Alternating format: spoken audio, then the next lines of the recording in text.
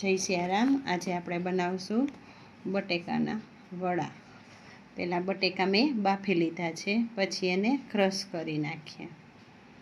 Crush કર્યા પછી બટેકામાં નાખશું પીસેલ જીરું, પછી નાખશું તેમાં થોડું મીઠું,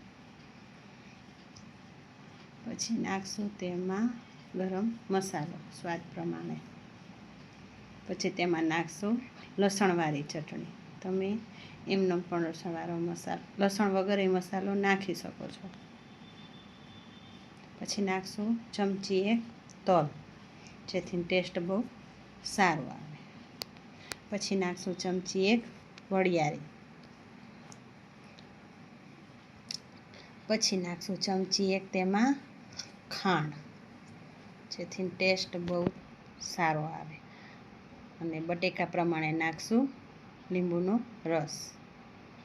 ઉપરથી નાખશું લીલા ધાણા. હવે બધું એક કરી નાખશું મિક્સ કરીને. જો બધું મિક્સ થઈ ગયું છે. હવે આપણે એમાંથી ને વડા બનાવી લેશું. તો વડા બનાવીએ છીએ.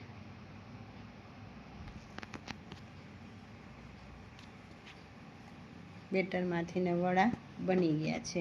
હવે આપણે બેસનનું બેટર બનાવશું. તેના માટે લીધું બેસનનો લોટ ચાળેલો, સ્વાદ પ્રમાણે મીઠું. હવે પાણી નાખીને ધીરે ધીરે આપણે મિક્સ કરતા જઈશું. એકદમ ફૂલ હલાવવાનું, જેથી ને એમાં લોટની કણી ન રહે અને એક રસ બેટર બની જાય. જોઈ શકો છો એક સરખું બેટર, સાવ પાતળું એ નહીં અને બહુ જાડું એ નહીં. થોડોક નાખશું એમાં ઈનો. તમે મીઠા સોડા પણ નાખી શકો છો. ઈનો નાખીને ફૂલ હલાવી નાખશું.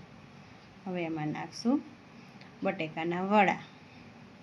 તેલ મેં મૂકી દીધું છે, તેલ થઈ ગયું છે. હવે આપણે ઉતારશું બટેકાના વડા. જોઉં છો તમે, તેલ આવી ગયું છે. બટેકાના વડા થઈ રહ્યા છે, જોઈ શકો છો. વડા થઈ ગયા છે. 2 મિનિટ રહેવા દેશું, ફેરવશું. બહુ લાલી ન થઈ જાય એ વાતનું ધ્યાન રાખવાનું, જેથી ટેસ્ટમાં મજા આવે. તો થઈ ગયા છે આપણા બટેકાના વડા રેડી.